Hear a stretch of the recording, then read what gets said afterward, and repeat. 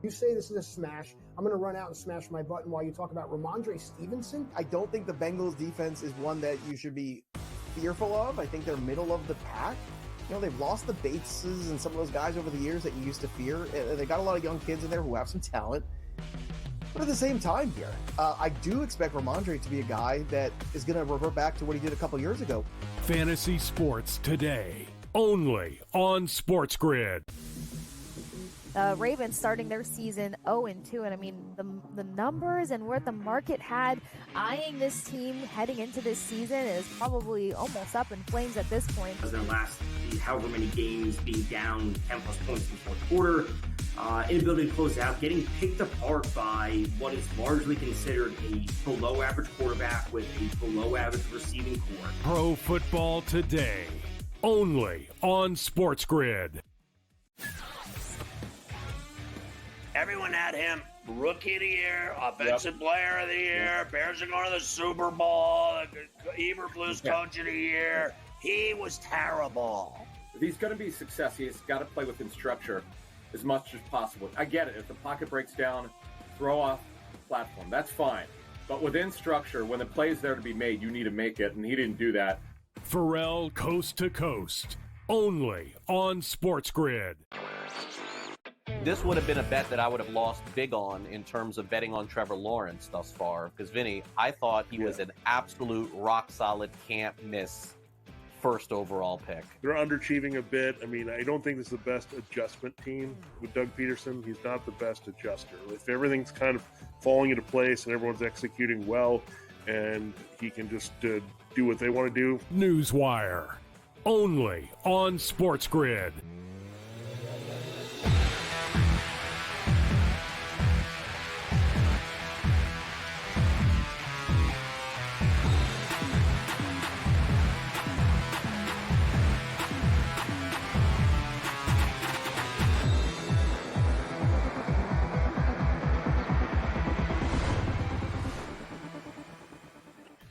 And welcome in. It is in-game live game day on a terrific Tuesday. Little smorgasbord, a little bit of everything going on tonight, including obviously MAC action football. God forbid you should have a Tuesday in November without little college football. We got college basketball. We got a big-time game a little bit later on, starting about an hour. Kansas and the Dookie Pukies. And we got, I was going to say baseball. We got NBA. We got two hockey games.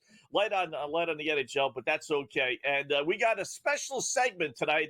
Ask the ref, and it won't be me. It'll be my partner who, I don't know, maybe he thinks this is October and it's supposed to be Halloween. You realize this is November, right? It's Thanksgiving, not quite Halloween, but welcome in, Mr. Ref. How are you? I did. I found out you were going to be at home at the beach house. I wanted to make you feel at home because you're an official, and I just picked this up. I went on with Kevin, who's supposed to be the most unbiased man in sports media right now. And I said, who's unbiased? An official. An official's supposed to keep things fair, keep it under control. We had to talk about college football and the rankings, and I had to have him tell me about how bad the Big Ten is. And I threw him a flag. I had the whole thing down. So, and I went down to the MGM today and watched a little bit in person of the Players Era basketball tournament. And it got me the bug. It got me the bug for the college hoops. Like, we got a big week. We got big games. I stayed up last night late watching the Maui Classic. We'll watch that right now while we're on. We got another big game here in Vegas, Duke and Kansas. Monster game. And I wanted to ask you, like, you officiate basketball. Yes. Is it the hardest sport to officiate? And flag football as well. But go ahead. But I mean, the flag football is one thing. You're in position. Yeah. You don't have to move as much unless you're the umpire, which I sat with a guy today who does both. He does what you do, referees basketball nonstop 3-4 nights a week, and then does football. And I asked him, and he said, Dave, it's not even close. What's easier to do? What's your answer? Football, basketball, which one is harder? Well, for different reasons. Football is harder for me because you're dealing with grown-ups. and they all think it's the Super Bowl. Meanwhile, it's in the backyard at Topeka High here. So the Super Bowl's on the line every time these goofballs get out there with two officials. So that's harder for me. The basketball comes second nature. But if you just if you eliminated that stuff, a basketball would be tougher because there's so many more possessions. There's no pauses in action like football. You're not regrouping. Half the time the play's not in your area in football anyway, so you don't necessarily have to worry about it. Whereas basketball, you're looking 24/7. So basketball is definitely, and there's so many more, with all the contact, which obviously is allowed in football, not in basketball. It's not supposed to be, but it's a contact sport, they tell you. Basketball, a lot of ambiguity. So, yeah, basketball's tougher. I think basketball, and I would make basketball like a minus 800 favorite over football.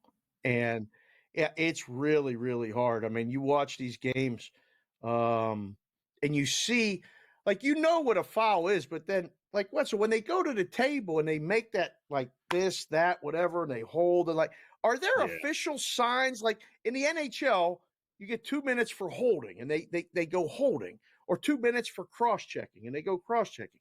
What are all of these things that some of them look like Michael Jackson doing, like, the moonwalk and stuff at the table? What is that? It is, and that's a great point, Dave.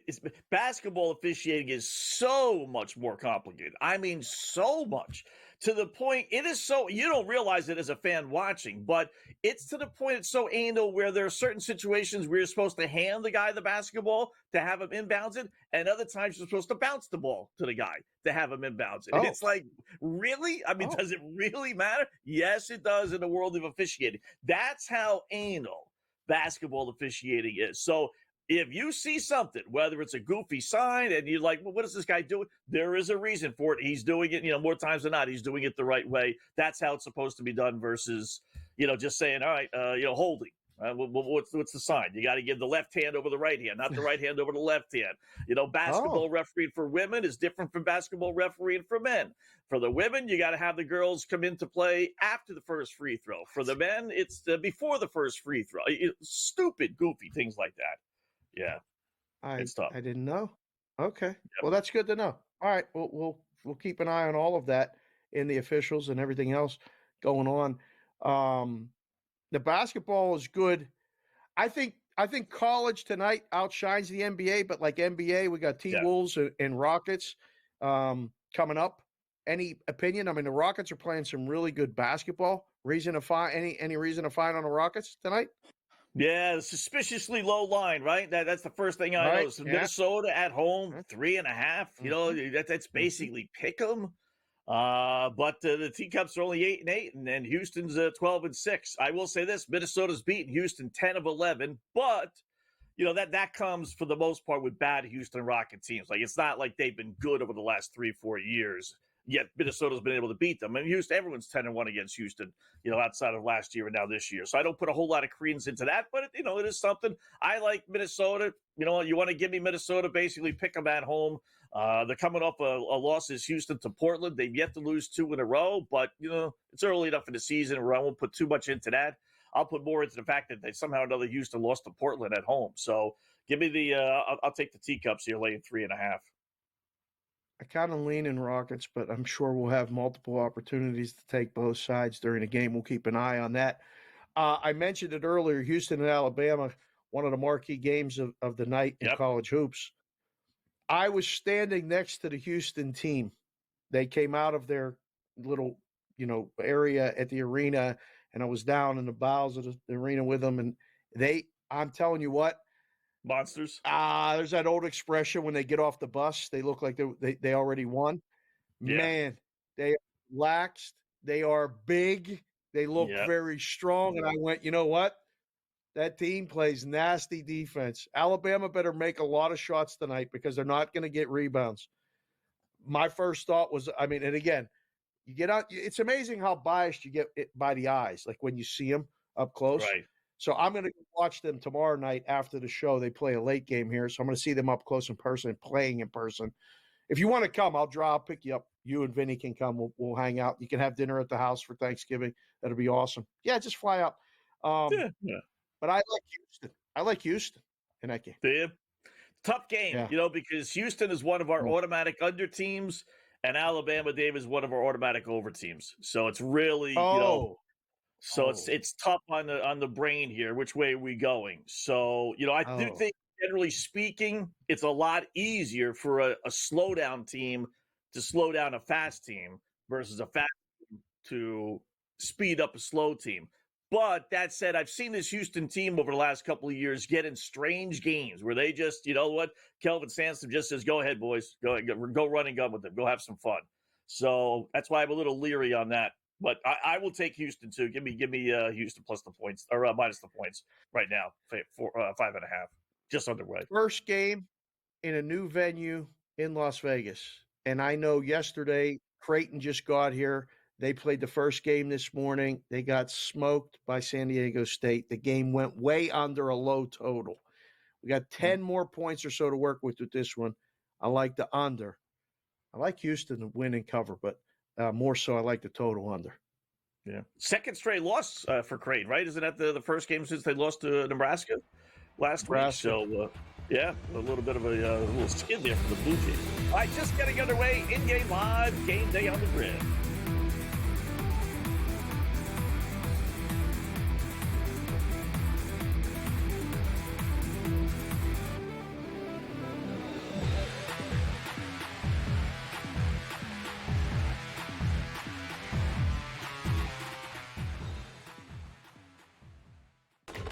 Enter into the magical world of McLuck.com, where even the smallest of spins can win real cash prizes. Adventure into over 1,000 of the best Vegas-style slot games. So what are you waiting for? Unlock your free welcome offer today. Join the fun where winners play and players win. Anyone that's been to a sporting event, the atmosphere before a game, I think Game Time Decisions has that same exact atmosphere. This is our arena. This is what we do. There is going to be an energy to Game Time Decisions that you will feel night in and night out. The excitement you get when you lock your bets in, when you're figuring out what you want to do, we can zone in on the biggest games each night. I want this to be the place that people come to before the games start so they feel as ready as possible to lock in their cards. We are going to hit every single one of those markets that you need to know about. We're going to go through every single thing, and I've got a great team behind me that's going to help me get the job done. There is not going to be a better place, I promise you, than Game Time Decisions to get that new information, react to it, and be able to then bet accordingly. We will have everything at our disposal, and we will use that to our advantage. I'm Kevin Walsh. Tune into Game Time Decisions from 6 to 8 p.m. Eastern on SportsGrid. Your gut says Miami is going to win, and you should take the over. Your gut also said your NFT selfies would only go up in value. They didn't. But your head is on SportsGrid and knows the QB is in concussion protocol. The backup has a 45 QBR against the zone coverage. The New York D has the most sacks in the league. So yeah, trust your head. It's smarter to be on SportsGrid. Right here with you on Pro Football Today on SportsGrid. Odds in motion, trying to see what lines have moved throughout the week. Never felt more comfortable in this set than I do for this year. I am ready. I'm just getting angry. The hot takes are going to be here all long, people. What in the world is going on in Miami, Dom? It's not particularly anything to shy away from just because many people are on top of it. Hot take, hot take. I think this line is asking you once again to take New Orleans. Pro Football Today, only on SportsGrid.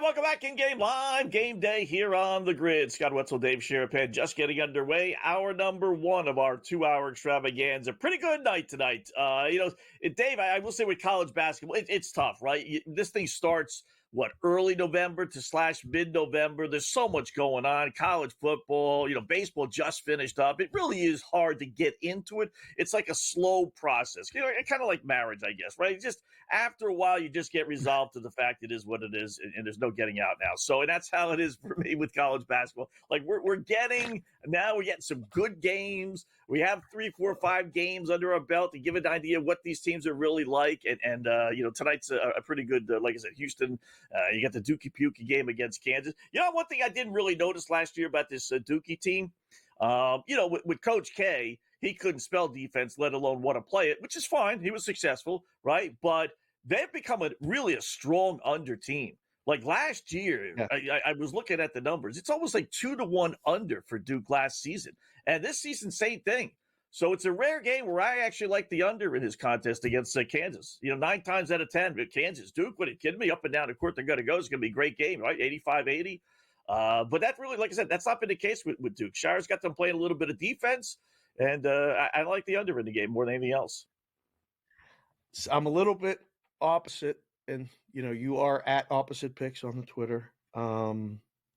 College basketball is nothing like marriage. I love marriage and I love college basketball. And honey, if you're watching, yes, we can go out to dinner tonight because we're not leaving the house again on Thursday. Just in case she's watching. I don't think she is, but every once in a while she surprises me and watches the show with me and you.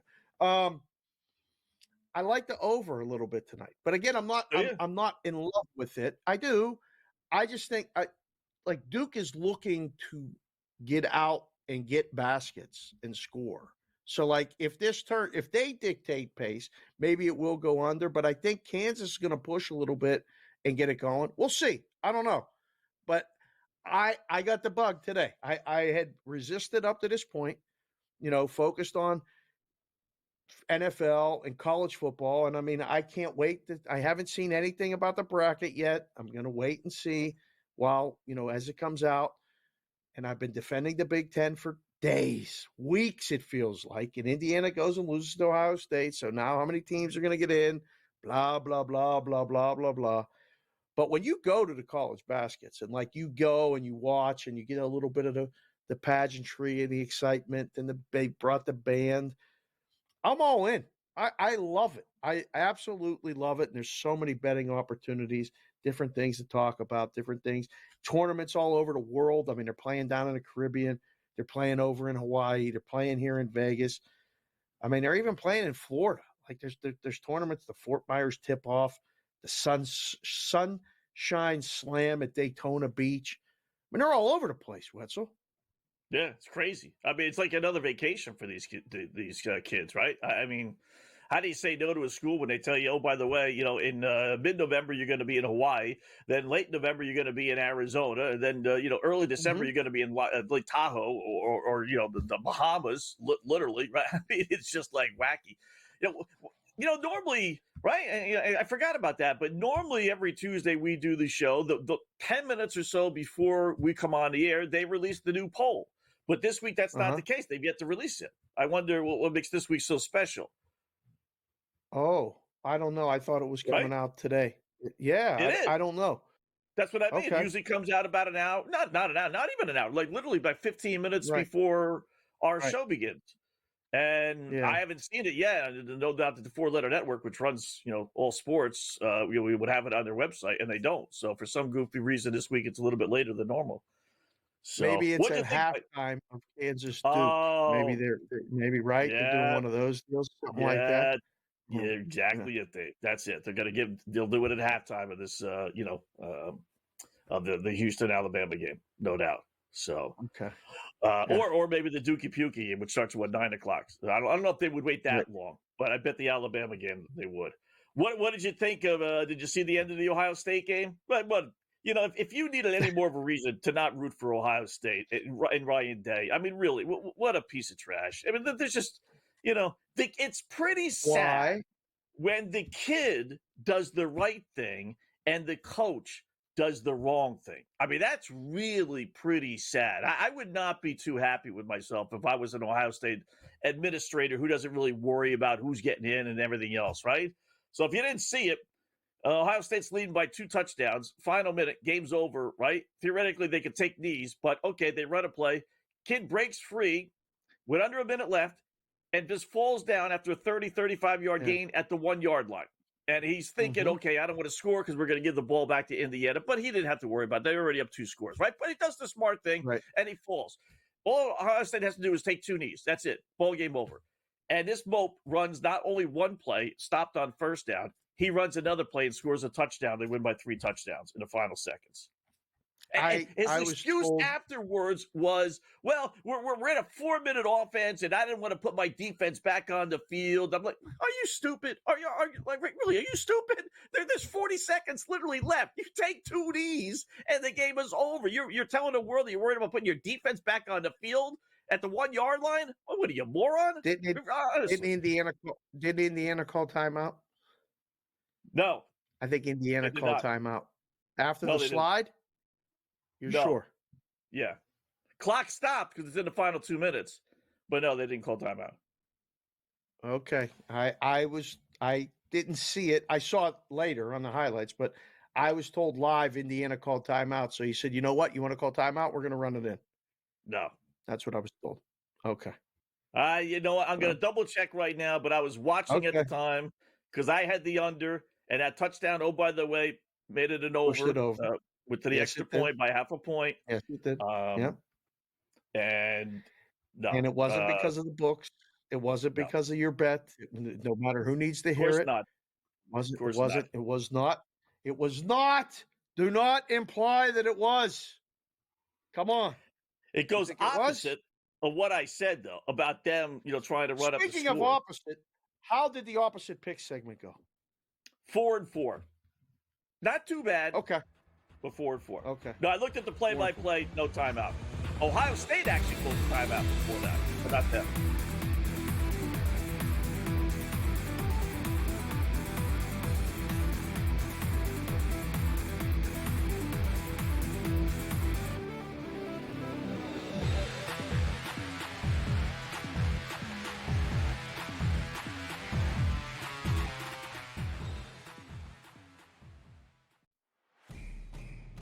It's a new era in CFP to start off this year, put on full display. My take on this game is simple. I know some people will be upset about it. Good riddance to the Pac-12. Can you do it in terms of the week to week to week? I don't see a pathway for this team to miss the college football playoffs. We want to make sure you have those best bets in the entirety of our betting cards. That was Lincoln! But he had that program was already going there! Only on SportsGrid. We live in a society right now where everybody's a snowflake, everybody's a cupcake, and everybody thinks that nothing is fair. Everything is like, it's not fair. We should have a better chance. We need more. You know what? I'm old enough to remember when you needed to have a perfect goddamn record to win a college football championship. That's the way it was. 11-1, too bad. Sports Rage tonight, only on SportsGrid. Fillet Indiana. They would smash them. Honestly. You listen to yourself speak. That's not a reality question. They have not played each other. You are using hypothetical. And they got embarrassed. As so many if teams they do. Won that football. Yes, that's you're but that's the thing, guys. No. The Stop. only argument is Indiana is a decent football team and a product of their environment. The early line. Only on SportsGrid. He shouldn't need to hire outside help at this point to be able to help him, let alone outside help, Joe, that used to work for him. Until they get him out of the way, I just don't see how this gets any better. And like you said, who are you picking from? Because most people who know the league want nothing to do with the ownership group there with the Jets. Pharrell Coast to Coast, only on SportsGrid.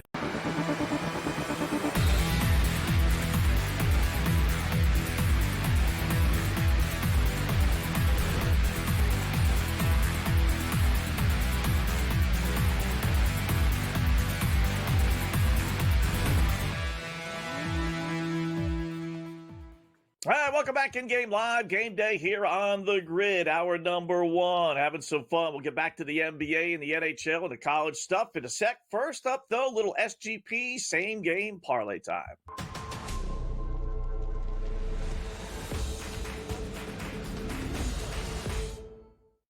All right, I like this one tonight. Not that I don't like the other ones, the other nights, but this is a pretty good one, and the boys in Vegas are giving us decent money here, which is rare with these SGPs, right? So, going to go out to go out to Utah, rather. We're going to take on San Antonio. I love the Spurs in this game. This is the one I would play separately if you wanted to do a little extra on top of the parlay. I don't know how San Antonio's not going to win in Utah. Utah stinks. There was a time where it was next to impossible to win in Utah, but that's not the case this year. This is going to go down as one of the worst Jazz teams. They only have 4 wins. So let's go San Antonio, laying to 2.5 at Utah. Going to go with the over 226.5. Now, Utah is a strong under team, but these are these goofy President Cup games. And I wish there was a website. Here's one for your buddy here, Dave. See if he can find out what the over-under record is in these cup games, because they all seem to be going over, because they all are just piling on the points, because that means a little something in tiebreakers. So let's go over 226.5. And then Victor Wembanyama, he's playing tonight. A double-double is minus 130. He's good for 10 points. Can we get 10 rebounds out of him? I would think so. The guy's 8'9", right? And then Wembanyama, 1 steal, minus 270. He averages 1.5. Last year he averaged like 2 or 3. So add it all up, and it's a fat 6-1. I mean, that's not bad. 2-team parlay is only 2.5 to 1. And then you're adding 2 more pieces, laying odds, and they bump it all the way up to 6-1. I don't know if the computers had a brain freeze this morning or not when I put it in, but I'll take that for sure. Well, it's not totally correlated. So if you put that in the SGP, a lot of times you maybe get closer, to a fairer true value. So that's good. Right. I mean, a regular 3-teamer pays 6-1 anyway, and a 4-teamer pays 11-1. So you're probably still getting a little bit shorter, but he got a minus 270 in there. Wembanyama's definitely getting a steal. That one will be surprising if he doesn't. I'm a little worried about the over, to be perfectly honest. I like Spurs too, but you did say it. The Jazz are an under team, and they're at home. So, I mean, you need a willing dance partner to get the over, especially at 225, 226 in the NBA. So that's my concern for you. But I love Wemby. I love watching him play. I 100% need to go see him in person to truly appreciate how big and athletic he is. Because, like I said, I took my daughter not last year, the year before, to see Chet Holmgren play in person, and the Zags play Duke. Couldn't believe it. Couldn't believe that his 7-footer could do what he did. And I kept just, like, my daughter was like, would you stop saying it? I'm like, Kylie, there's nobody that big that's supposed to be able to do all that stuff. Like the turnaround jumpers from 3, and then the ability to fly through the air and dunk. And it was awesome. So I got to see Wemby play in person. Yeah. That's one thing to be that tall. I mean, obviously that's weird in itself, but to have that kind of, Wetzel-like athleticism, I mean, it's just crazy stuff. Yeah. Absolutely. So that is a guy you need to see in person for sure. See the over-under in the go ahead. No. I'm replaying in my head you saying the Wetzel-like athleticism. And yes. There's only certain people that can quite understand what that means. Yeah. Vinny I thought that might have flown over the head of everyone. Oh, no. We can't let that one blow over anybody's head. That was very well done. You slid that one right in there. Yes. Yeah, very good. We like to do that. Bulls and Wizards over under 244, 245 today. Probably not going to happen. I did play it. We're up to 130, but we're midway through the somehow or another the Wizards only have 58 points against a Bulls team that has given up 140 in 3 of their last 6 games. So the over-under, it's at 234.5. Yeah, we're still we're back in it a little bit there, but we're off that 245 crazy pace or a crazy number that they gave out today. You have to really find a number in these offensive games like this. You have to really go up and find it. So maybe they did at the 245 number. Watch this thing move aggressively down now as each minute ticks off the clock and they don't get closer to that original total. It's going to drop quicker. Yeah. Good trend on Milwaukee and Miami. That's looking pretty good right now as well. Let you know what that is when we come back to Game Live.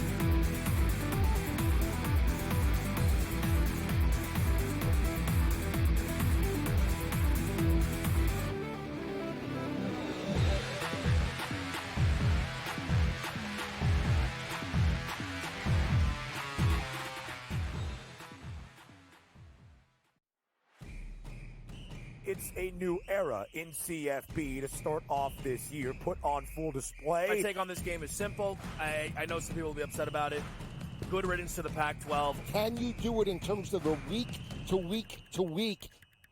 I don't see a pathway for this team to miss the college football playoffs. We want to make sure you have those best bets in the entirety of our betting cards. That was thinking! But he had that program was already going there! Only on SportsGrid. We live in a society right now where everybody's a snowflake, everybody's a cupcake, and everybody thinks that nothing is fair. Everything is like, it's not fair. We should have a better chance. We need more. You know what? I'm old enough to remember when you needed to have a perfect goddamn record to win a college football championship. That's the way it was. 11-1, too bad. Sports Rage tonight. Only on SportsGrid. Fillet Indiana. They would smash them. What? Honestly. You listen to yourself speak. That's not a reality question. They have not played each other. You are using hypothetical. And they got embarrassed. As so many if teams they would have do. won that football, yes, that's you're but that's the thing, 100% John. correct. No. The Stop. only Please stop. The only Let me argument speak. is Indiana is a decent football team and a product of their environment. The early line.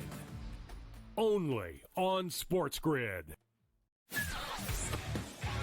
He shouldn't need to hire outside help at this point to be able to help him, let alone outside help, Joe, that used to work for him. Until they get him out of the way, I just don't see how this gets any better. And like you said, who are you picking from? Because most people who know the league want nothing to do with the ownership group there with the Jets. Pharrell Coast to Coast.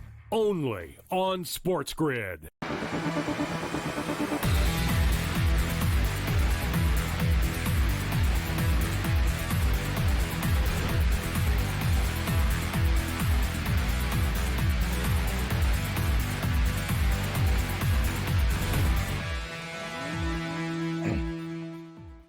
Welcome back in Game Live, Game Day here on the grid, talking some basketball, little college basketball, little NBA as well. I will say real quickly as we bring in our next guest, the coach James Young, both you guys, little pop quiz. Family is watching one of the all-time tearjerker sports movies of all time. Coach, we'll start with you. Which one comes to mind for you? This is like at the top of the top. If you watch this one, you're as hard as I am. Every time I watch Rudy, I cry every time Rudy comes on. That's a good one. It's not Rudy. That's a good one. Mr. Referee. It's great to see you, first of all. And two, when you guess things when you're on with us on Tuesdays with Wetzel, you have to think to your early childhood. Everything that Wetzel does is like the kids say. What do you want me to say? The fish that saved Pittsburgh? No, that's close, though. No. It's Brian Salt. It is college. It's Brian Salt. That would be my number one. But this one, how about We Are Marshall? Right yeah. Oh, yeah. That's right there. Yeah. Right there. You can watch those two. Yeah, so between Rudy, We Are Marshall, and Miracle, every time. Oh, Miracle. Every time. You can put Rudy on at the end when the guy's clapping. With the father, right. Oh, yeah. That's it. I got goosebumps. And I hate Notre Dame. Yeah, I know. That's a good call, JY. Listen, we were talking during a break, and I'm dressed like an official because this is, Mr. Official is Scott Wetzel. He's an official, certified, does basketball and everything. You were talking about UConn in Hurley. And what the hell is this guy doing? He's in Hawaii. Like, relax. It's a nice trip in Maui. What is he doing, JY? What is UConn doing? Dan Hurley, and it's funny because I was talking to Kate about this. I got a text message from a couple of friends I know that are big time officials, and I simply asked this question: is Dan Hurley's antics getting like old with officials? And the answer was yes. If you think about it, guys, and Scotty knows this, you can't say a referee should try and hold and not give a tech in an overtime game. But Dan Hurley was so out of control. It's 92-92. They've already called the foul. So why are you yelling at the official that much for? It's not like, Scott, they're going to, and Dave, they're not going to reverse the call. So you know the call is going to stand. So that happens. Then he goes over to press conference. Then he loses his mind again today.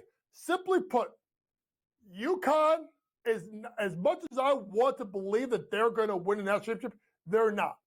Okay? Newton is gone. Klingon is gone. Sonogo is gone. Spencer is gone.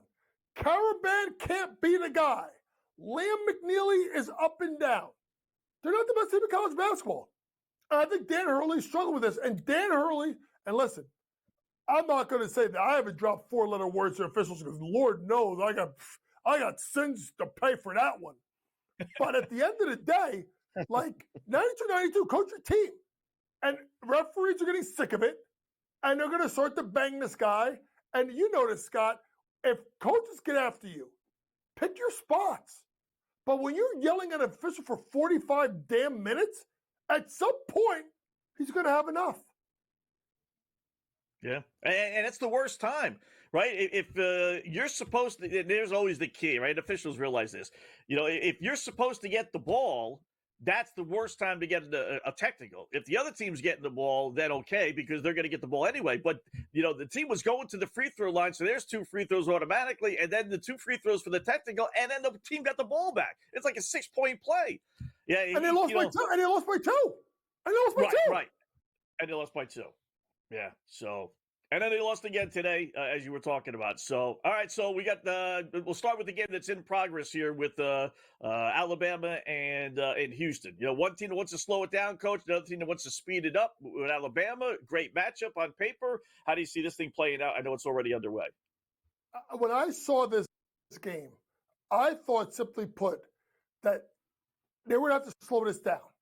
And I liked the total under 73.5.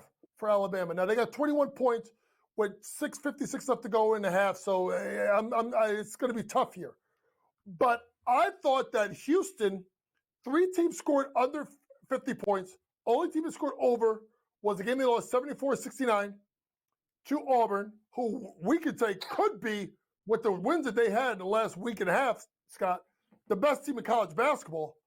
I liked team total under 73.5. For Alabama today. I thought that Kelvin Sampson was going to slow this down and play the game at his pace. Big game coming up at 6 o'clock Pacific here in Las Vegas, 9 o'clock Eastern. It's at T-Mobile. I chose you and Wetzel tonight rather than going to see Duke play Kansas in person. And I know I made the right choice.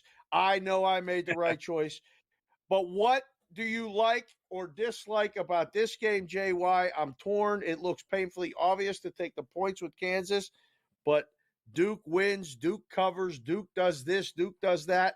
Where do you stand on this game?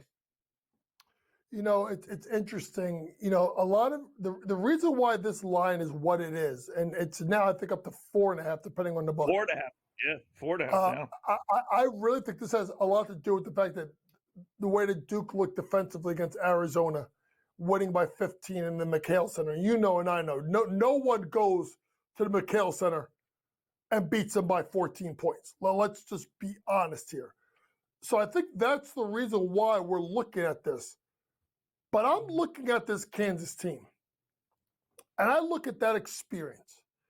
And I look at the fact that Hunter Dickinson's been in college since we were in college, right? Mm-hmm. The Mayo kid, the transfer, he's got to shoot the ball better. He's been up and down, only 31% from 3. You get the transfer A.J. Storr from Wisconsin, DeJon Harris, Abrams. I got a feeling that this is going to win out.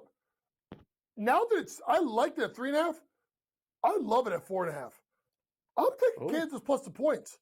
I think they keep this game close, and I would not be shocked if they stole it because I still can't trust John Shire yet in a big spot.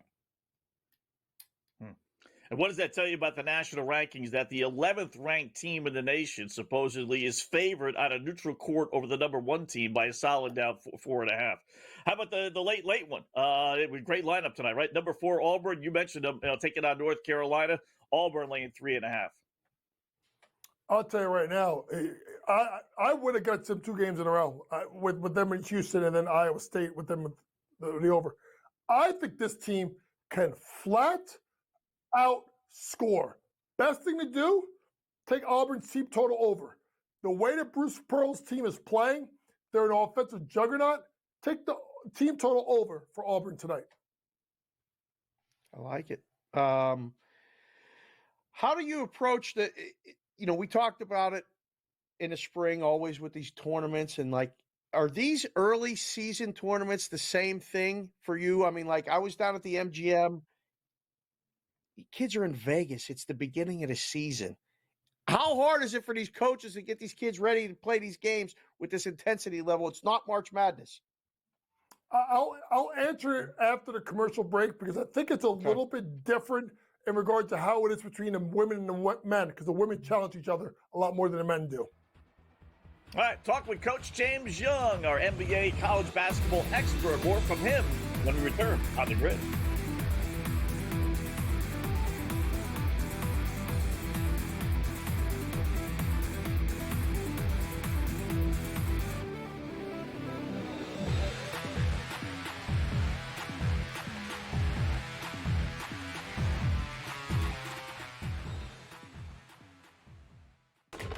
Enter into the magical world of McLuck.com, where even the smallest of spins can win real cash prizes.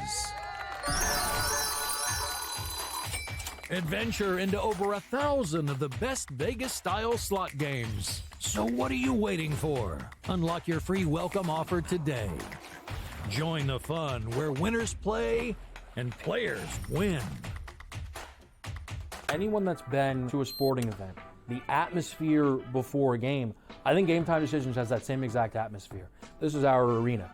This is what we do. There is going to be an energy to Game Time Decisions that you will feel night in and night out. The excitement you get when you lock your bets in, when you're figuring out what you want to do, we can zone in on the biggest games each night. I want this to be the place that people come to before the games start so they feel as ready as possible to lock in their cards. We are going to hit every single one of those markets that you need to know about. We're going to go through every single thing, and I've got a great team behind me that's going to help me get the job done. There is not going to be a better place, I promise you, than Game Time Decisions to get that new information, react to it, and be able to then bet accordingly. We will have everything at our disposal, and we will use that to our advantage. I'm Kevin Walsh. Tune into Game Time Decisions from 6 to 8 p.m. Eastern on SportsGrid. Your gut says Miami is going to win, and you should take the over. Your gut also said your NFT selfies would only go up in value. They didn't. But your head is on SportsGrid and knows the QB is in concussion protocol. The backup has a 45 QBR against the zone coverage. The New York D has the most sacks in the league. So yeah, trust your head. It's smarter to be on SportsGrid.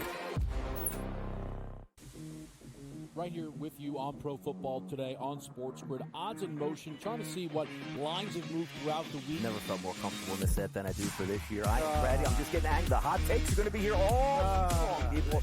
What in the world is going on in Miami, Dom? It's not particularly anything to shy away from just because many people are on top of it. Hot take, hot take. I think this line is asking you once again to take New Orleans. Pro Football Today, only on SportsGrid.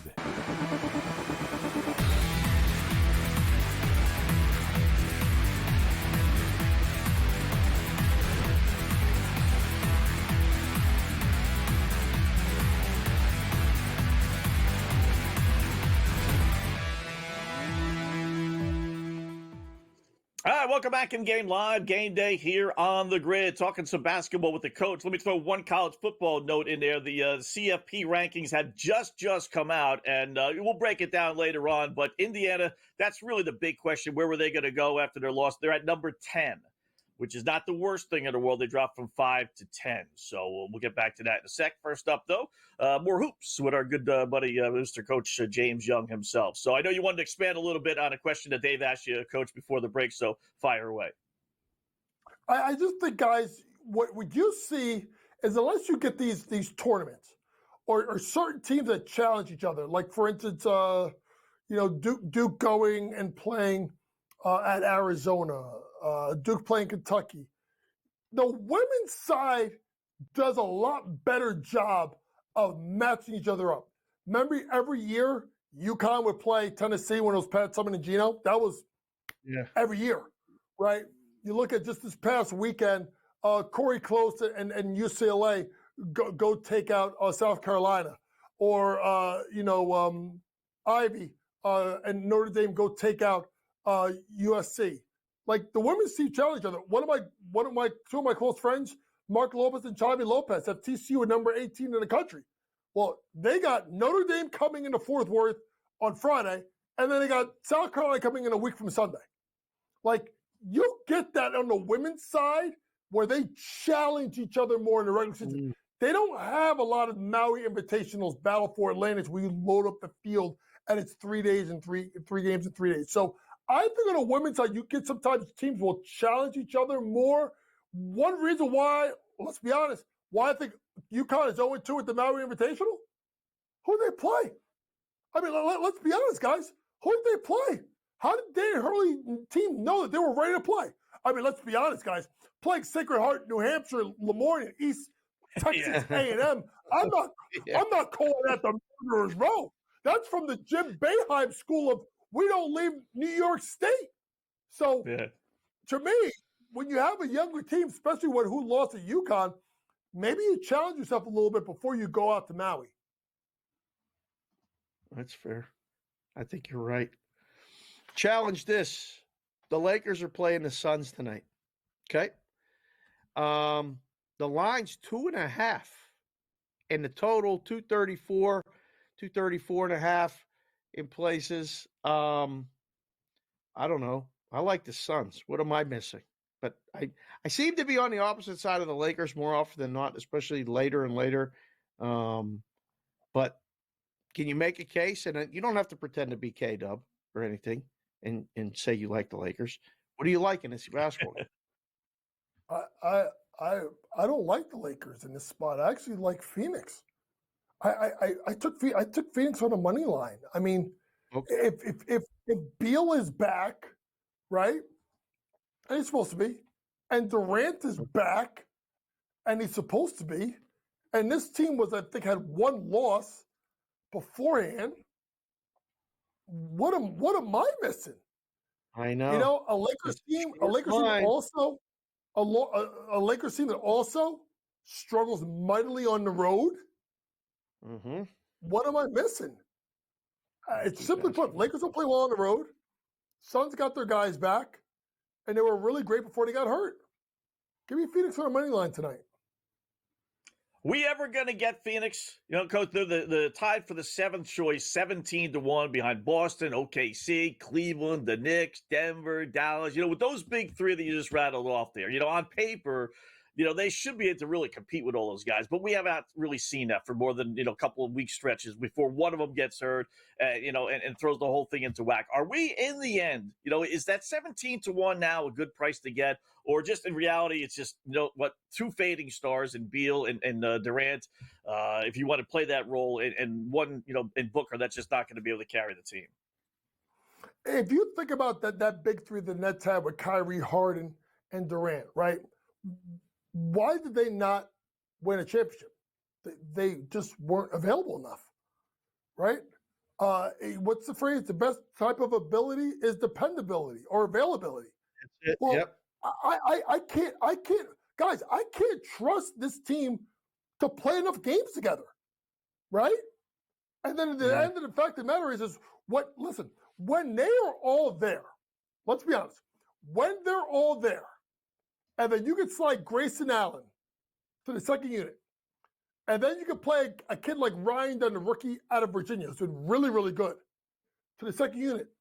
Then you're like, well, damn, like this team can compete. But then you realize who they are and what they do. And as much as we want to complain about Kevin Durant, almost cursed, as much as we want to complain about Kevin Durant, Bradley Beal is less available than him. I can't back them. As much as I like him tonight, I can't back them until they get to the playoffs and they're healthy. Just can't do it.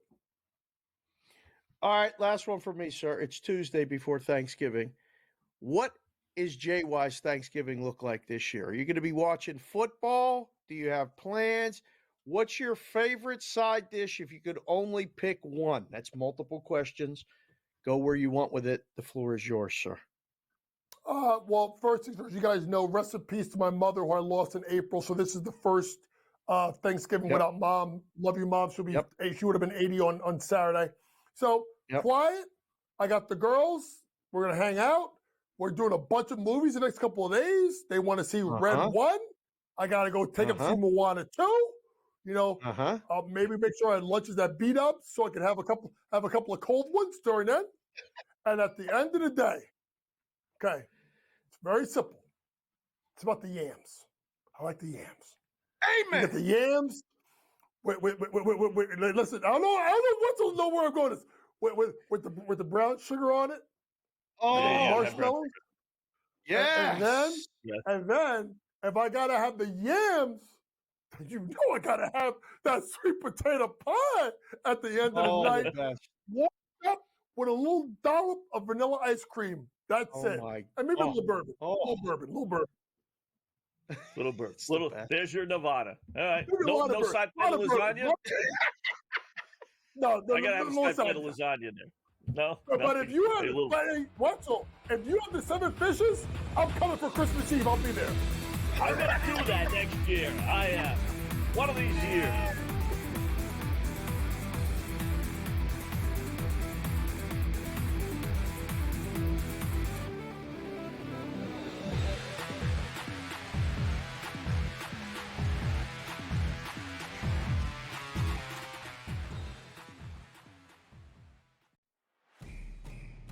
It's a new era in CFB to start off this year, put on full display. My take on this game is simple. I know some people will be upset about it. Good riddance to the Pac-12. Can you do it in terms of the week to week to week? I don't see a pathway for this team to miss the college football playoffs. We want to make sure you have those best bets in the entirety of our betting cards. That was thinking! But he had that program was already going there! Only on SportsGrid. We live in a society right now where everybody's a snowflake, everybody's a cupcake, and everybody thinks that nothing is fair. Everything is like, it's not fair. We should have a better chance. We need more. You know what? I'm old enough to remember when you needed to have a perfect goddamn record to win a college football championship. That's the way it was. 11-1, too bad. Sports Rage tonight, only on SportsGrid. Fillet Indiana. They would smash them. Honestly. You listen to yourself speak. That's not a reality question. They have not played each other. You are using hypothetical. And they got embarrassed. So many if teams they do. Run that football. Yes, that's you're but that's the thing, Johnny. No. Stop. The only argument is Indiana is a decent football team and a product of their environment. The early line. Only on SportsGrid. He shouldn't need to hire outside help at this point to be able to help him, let alone outside help, Joe, that used to work for him. Until they get him out of the way, I just don't see how this gets any better. And like you said, who are you picking from? Because most people who know the league want nothing to do with the ownership group there with the Jets. Pharrell Coast to Coast, only on SportsGrid.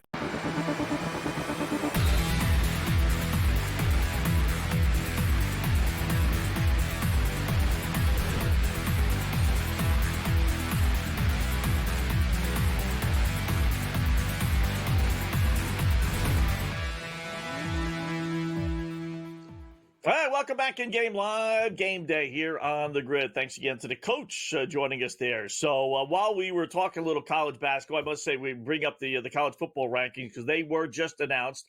No real, I don't say surprises, but the top four remain the same, right? Oregon 1, Ohio State 2, Texas 3, Penn State 4. We all kind of expected that. Notre Dame is now 5. They move up a slot. Miami is 6, Georgia 7, Tennessee 8, SMU 9, and then Indiana 10. And like I said, the Indiana one is the one where people were all kind of wondering, where would they go after losing by 3 scores? I think in the end, it probably didn't matter. I think the biggest fear was like losing 40-7, but that didn't happen. So whether Ohio State scored that last touchdown or not, I don't think that really changed the picture any. But those are the top 10 teams, and then you kind of go from there with the Mountain West champ. What's interesting is the Mountain West champ BYU or Boise is not in the top 10. But you have the Big Ten champ in Oregon. You got the SEC champ theoretically in Texas. Yeah, ACC champ in Miami right now is 3, and then 4 is SMU. Last week, Boise was ahead of the Big 12 champ. Remember, we were slotting them in the number 4 spot. They've now, with that close win for Boise, they dropped them, and SMU has moved to number 9. So those are the big changes I see from last week. Yeah. Well, we'll discuss more of that, on the other side. If they find a way to get Alabama in this thing, it's going to be, that's going to really, I don't know what to even do or talk about that. But let's take a deep breath and then, have Vinny get ready for this. Tell him what we got coming here. Little black cloud action.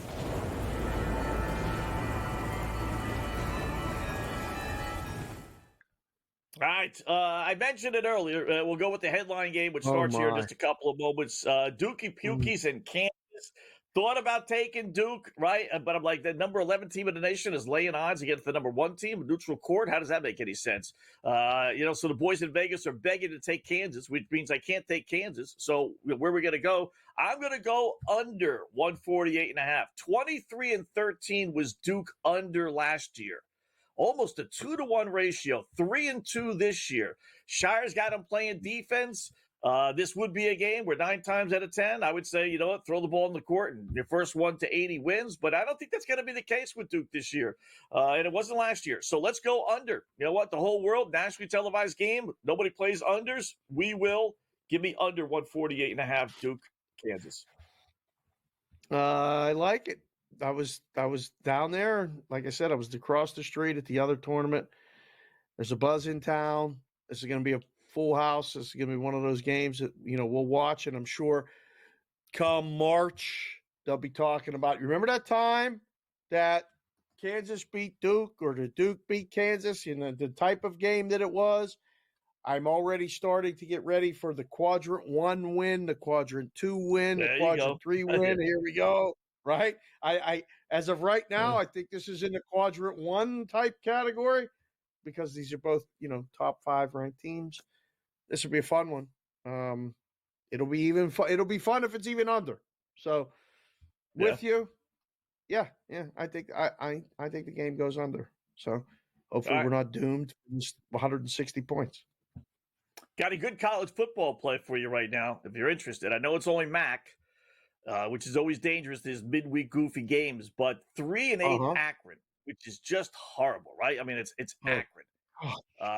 They are leading 7-4 Toledo, 7-0. Oh my! Early third quarter, we're getting 2.5 point. Was 3.5 a second ago. They quickly jumped off that, but still with Toledo, you're getting 2.5 or plus 114. I mean, is stinking Akron really going to beat one of the best teams in the MAC?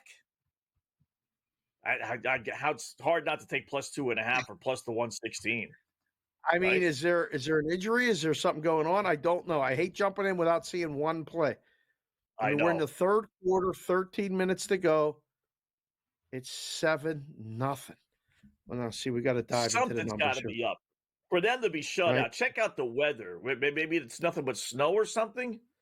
penalties, first downs. They got 13 first downs to 8. They must have the turnovers. They must be losing the turnovers. Fumbles lost 1. No interceptions thrown. I don't know. We'll dive into it on the break. I don't know. Yeah. All right, come back in a sec.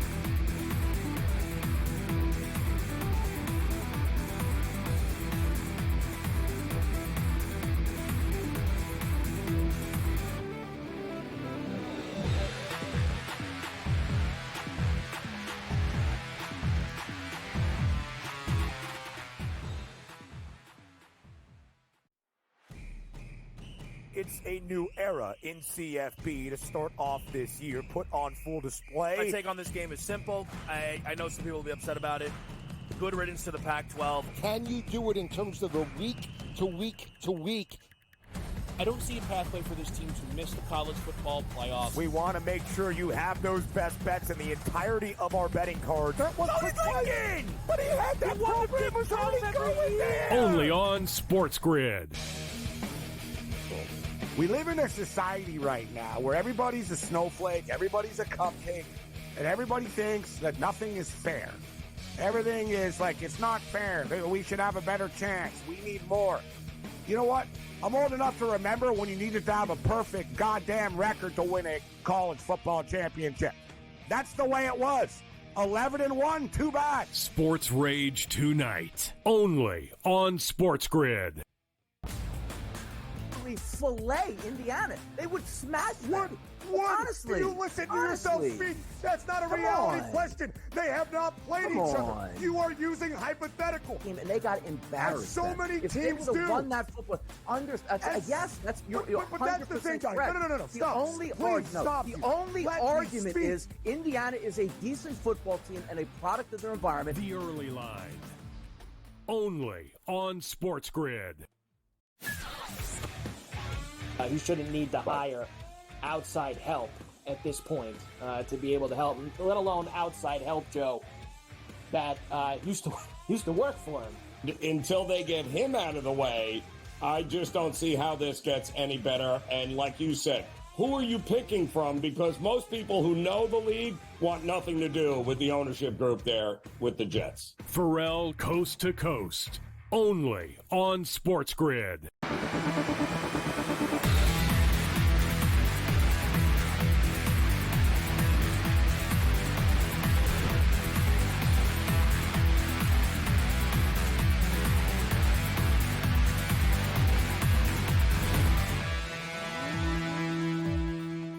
Welcome in Game Live, Game Day here on the grid, hour number 2 of our 2-hour extravaganza. A little college football there, a little NBA, college basketball, getting set for the big game with Duke and Kansas tipping off in a little bit. We got Houston going on right now against Alabama. Got some NBA games, the monster over number on Chicago, Washington. Yeah, probably not going to hit. They're at 200 now. You only got 6.5 minutes though left to go in a blowout game, so I kind of doubt that's going to hit. We were talking, Akron, believe it or not, in Toledo before the break there, David. I just turned the game on. Weather is fine. Starting quarterback, and looked it up for Toledo, is playing. Akron, which came into this season with 10 wins literally in the last 5 years, somehow or another is leading 7-4 Toledo. 7-0 second half, early second half, and you're getting a great number. Toledo, about a 9-point favorite heading into this game, and down 7-0, you're getting 2.5 plus 108 on the money line. I mean, I know it's only Mac and it's goofy, but boy, that's a situational play. O'Neal, double-digit favorite, only down 1 score, and you're getting them plus odds with an entire second half to play. Boy, that's tough to pass up. It's now minus 1.5. It flipped. Wow. Toledo's minus 1.5. So they must be getting possession. Right. Okay. Yeah. So you get possession and they flip it. Minus 110 both ways on the money line. So you don't want to lay the points. Wow. What just happened? Akron just flipped it back to minus 2.5. Did they do something? Oh my. Well, Toledo nearly blocked the punt. I mean, they did, but it went downfield 30 yards. They should be set up at their own 27-yard line. Okay. Toledo. Nothing crazy. All right. Why is there only the total is down to 27.5. Well, yeah. What's the game closed at 49.5? Are we going to get to 27.5? Like, if you have under, you have a 25-point middle almost. Yeah. I mean, this is a team, Akron, that, keep in mind, gave up 52 points to Ohio State, 49 to Rutgers, heck, 20 to Colgate, 50 to South Carolina, 30 to Ohio, 27 to Bowling Green, 34 to Western Michigan. These are obviously all losses. 29 to Northern Illinois. This team stinks. And Toledo, while they're not playing for anything, I guess that's it. Well, you take motivation. They're already bowl eligible. They got 7 wins. They're not going to compete for the MAC championship. They've been eliminated from that race. But you would think just personal pride being on national TV would allow them to win the football game. I don't know if I would go with the over, but I would more than likely go with Toledo there and give me the points. If somewhere along the line, I mean, like I said, one of the wins for Akron was against Colgate. So throw that out. They got 2 wins. The Eastern Michigan, and, they are coming off a road win, but against Kent State, which is 0-11, which will be 0-12. So crazy. All right. It is what it is. Well, but I do like the over. Let's see if our next guest likes the over as well. The college experience. Mr. Colby Dan joins us now here on the grid. What's going on, Colby? How are you today? I'm doing great, guys. How you guys doing? Is that Ed Hockley over there? Who is that? Yeah, yep, it is. I mean, in his side hustle, Wetzel's an official, and like NFL football right now, everybody says there's too many flags and there's too many things, and officials are deciding games. So I had this laying around. I said tonight I'm going to come on and ask the official a question, and we had the discussion in the first hour about rules and different things like that. So, you got to be loving this week. I mean, it's Thanksgiving week, and college sports is the focus of everything. I'm in Vegas, Cole. This Kansas-Duke game just tipped. That's a big game. I was at that Players Era tournament. I watched Creighton lose to San Diego State early, and then, stayed for some of the Oregon game. Houston and Bama tonight.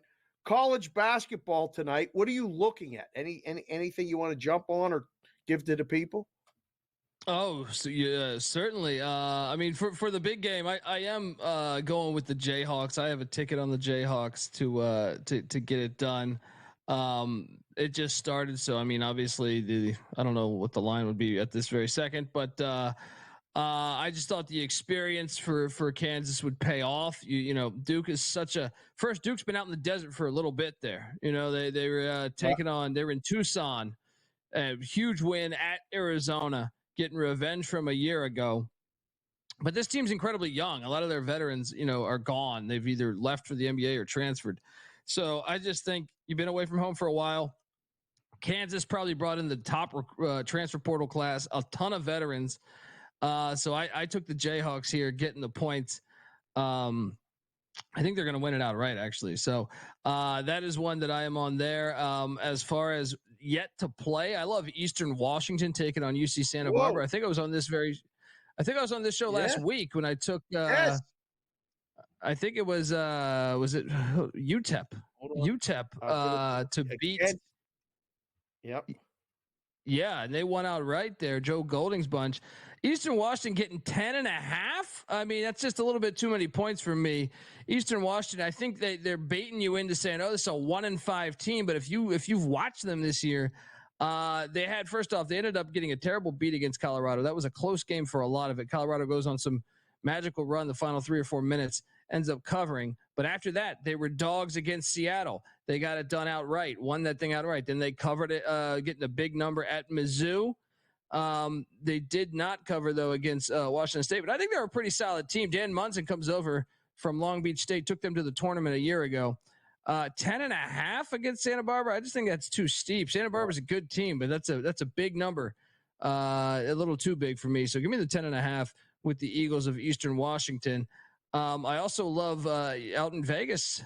No one's probably going to be watching this because the other one's on, but San Jose State against UNC Greensboro. Tim Miles in San Jose State. It's been, it's been tough for them. A lot of their best players transferred out. in conference. I think UNC Greensboro is just a far more athletic team. They have senior leadership at the backcourt. Love the guards.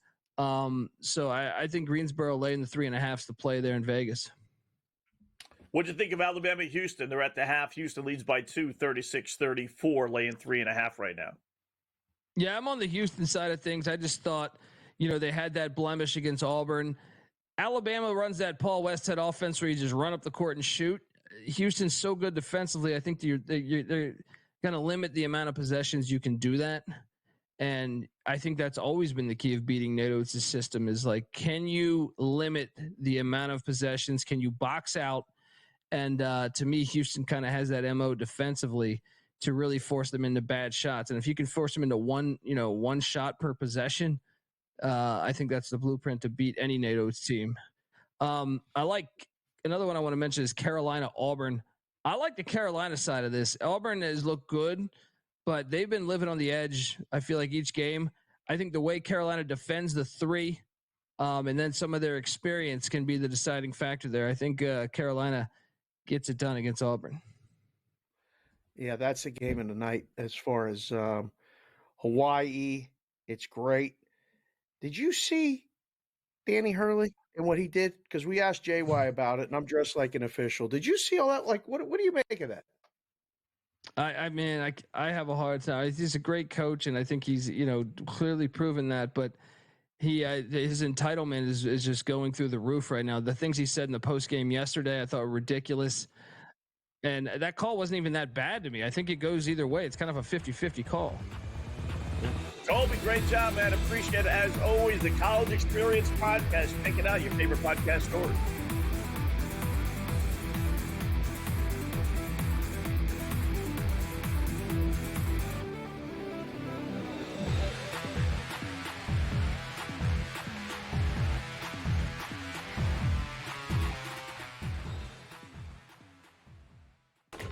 Enter into the magical world of McLuck.com, where even the smallest of spins can win real cash prizes. Adventure into over 1,000 of the best Vegas-style slot games. So what are you waiting for? Unlock your free welcome offer today. Join the fun where winners play and players win. Anyone that's been to a sporting event, the atmosphere before a game, I think Game Time Decisions has that same exact atmosphere. This is our arena. This is what we do. There is going to be an energy to Game Time Decisions that you will feel night in and night out. The excitement you get when you lock your bets in, when you're figuring out what you want to do, we can zone in on the biggest games each night. I want this to be the place that people come to before the games start so they feel as ready as possible to lock in their cards. We are going to hit every single one of those markets that you need to know about. We're going to go through every single thing, and I've got a great team behind me that's going to help me get the job done. There is not going to be a better place, I promise you, than Game Time Decisions to get that new information, react to it, and be able to then bet accordingly. We will have everything at our disposal, and we will use that to our advantage. I'm Kevin Walsh. Tune into Game Time Decisions from 6 to 8 p.m. Eastern on SportsGrid. Your gut says Miami is going to win, and you should take the over. Your gut also said your NFT selfies would only go up in value. They didn't. But your head is on SportsGrid and knows the QB is in concussion protocol. The backup has a 45 QBR against the zone coverage. The New York D has the most sacks in the league. So yeah, trust your head. It's smarter to be on SportsGrid. Right here with you on Pro Football Today on SportsGrid. Odds in motion, trying to see what lines have moved throughout the week. Never felt more comfortable in this set than I do for this year. Brady, I'm just getting angry. The hot takes are going to be here all season long, people. What in the world is going on in Miami, Dom? It's not particularly anything to shy away from just because many people are on top of it. Hot take, hot take. I think this line is asking you once again to take New Orleans. Pro Football Today, only on SportsGrid.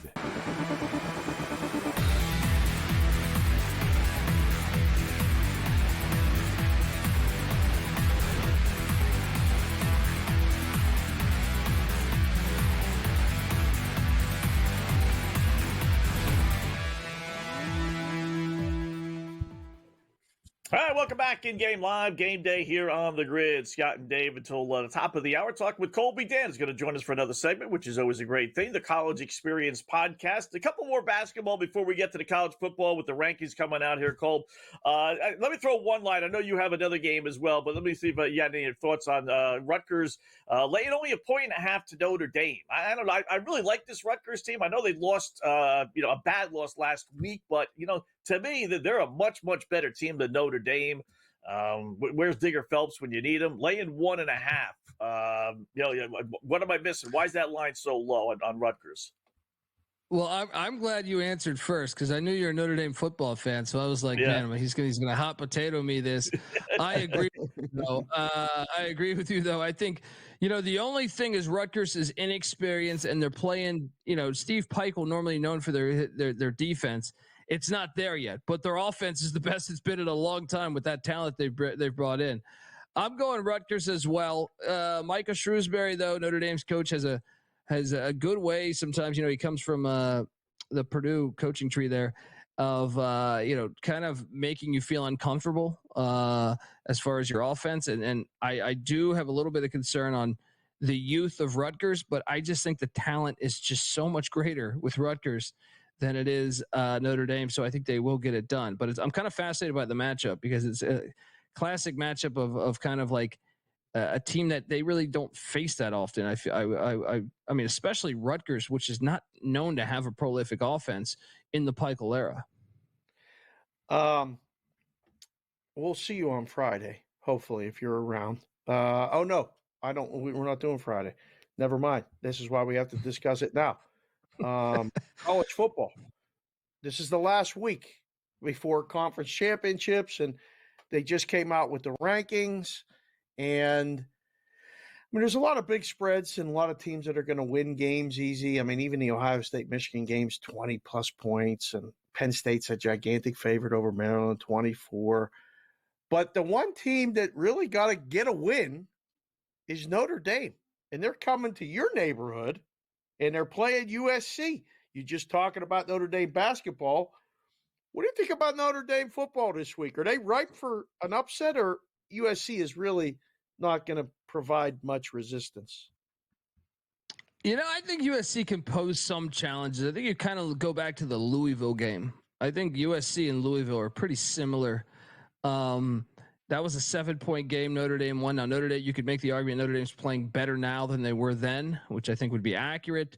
But it's hard to tell because, like, Army and Navy, these service academies, and some of the other competition. I mean, it's hard to tell where you're at. But I actually took the points just because I thought Lincoln Riley with Mayava, the old UNLV quarterback, I thought they could do enough. And you go back to that game they did win against Louisville. They blocked a punt for a touchdown. They also, Chris Bell, their wideout, had dropped a pass off his hands that got picked off and almost taken back for a pick six. But those were gigantic plays in that game. Their defense is fantastic, but I just think it's a little bit too big of a number for me, especially I think Lincoln Riley needs to keep it competitive. This is a big game.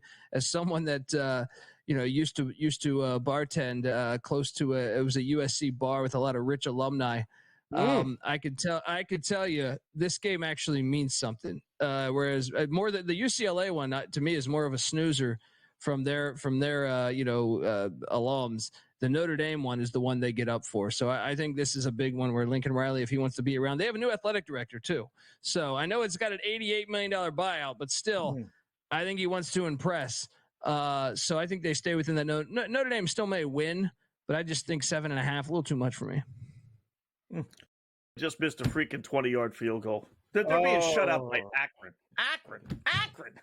I got Toledo to pick them, and they're being shut out by Akron. All right, so the new polls came out, Dolby, about Colby, about a half hour ago. Indiana drops to number 10, not that far off the beaten path. SMU leapfrogs Boise State was the other big thing that I noticed right away. But your impressions of it, I had a little time to kind of soak this stuff in, your impressions of the new rankings that came out. Yeah, I mean, at SMU over Boise, I actually would agree with that one. I didn't understand it prior, so I think they made a move in the right direction there. If anything, I think SMU should be ahead of Miami. I honestly think they've beaten better competition. Their resume is better and their loss is better. So I'm glad they've corrected it somewhat. I would like to see them correct it more. Indiana still being in. I'm one that thinks they should be in. You can't control your schedule. You can't control. I mean, you can to a certain extent. I know they did cancel a Louisville game pre-Signetti, but in conference they have a 9-game conference schedule. And we looked at it. Last year when this thing came out in October, we said, "Oh, Michigan, Washington, all these great teams," and they just didn't end up that good this year. I think if you only have one loss in the Big Ten, you should be in the playoff every time, in my opinion. So I'm glad to see.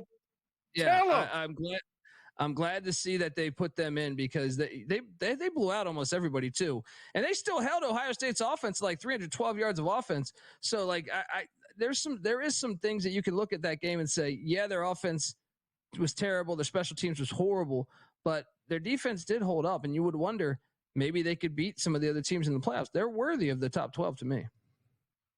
I love it. It's all going to shake out in the next 2 weeks. We're going to get now. Do we get an upset this weekend? Like, is it? I don't think anything's going to happen this weekend, but that conference championship weekend, it's going to be something's going to happen. Maybe one, maybe two. I mean, everybody already put Miami got the bye. What if they lose? Yeah. I think there'll be some upsets this weekend. I think Syracuse is live against Miami. They just threw for 430 yards last week. Miami's defense can't stop anybody. I think they're live. I also think Vanderbilt's live. I think Tennessee's offense is not nearly as good as the numbers represent. I think Vandy could be live there at home.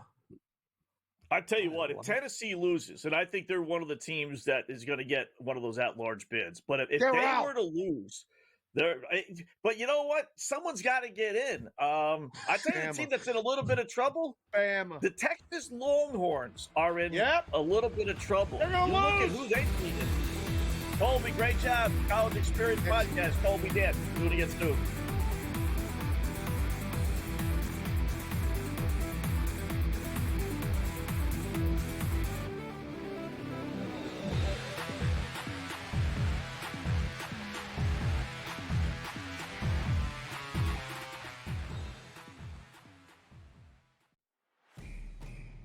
It's a new era in CFB to start off this year, put on full display. My take on this game is simple. I know some people will be upset about it. Good riddance to the Pac-12. Can you do it in terms of the week to week to week? I don't see a pathway for this team to miss the college football playoffs. We want to make sure you have those best bets in the entirety of our betting cards. That was thinking! But he had that program was already going there! Only on SportsGrid. We live in a society right now where everybody's a snowflake, everybody's a cupcake, and everybody thinks that nothing is fair. Everything is like, it's not fair. We should have a better chance. We need more. You know what? I'm old enough to remember when you needed to have a perfect goddamn record to win a college football championship. That's the way it was. 11-1, too bad. Sports Rage tonight, only on SportsGrid. Fillet Indiana. They would smash them. Honestly, do you listen to yourself speak? That's not a reality question. They have not played each other. You are using hypothetical. And they got embarrassed. So many if teams they run that football. Yes, that's you're but that's the thing, John. No. Stop. The only argument is Indiana is a decent football team and a product of their environment. The early line, only on SportsGrid. You shouldn't need to hire outside help at this point to be able to help, let alone outside help, Joe, that used to work for him. Until they get him out of the way, I just don't see how this gets any better. And like you said, who are you picking from? Because most people who know the league want nothing to do with the ownership group there with the Jets. Pharrell Coast to Coast, only on SportsGrid.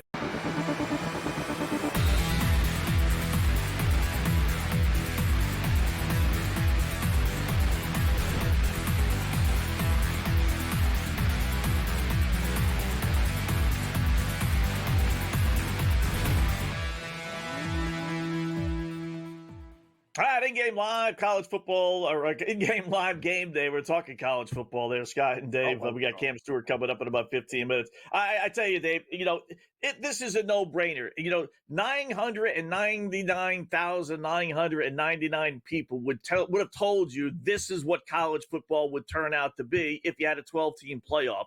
It was the one mope that over the last, 50 years kept on saying, no, we don't want a 12 or 16-team playoff because that would ruin college football. Whereas this year, there's going to be chaos. There's going to be so much craziness the last 2 weeks, this week and in the championship week, on who's in, who's not in. Is there going to be a 3-loss team in? Is a 3-loss team going to get in over a 2-loss team from another conference?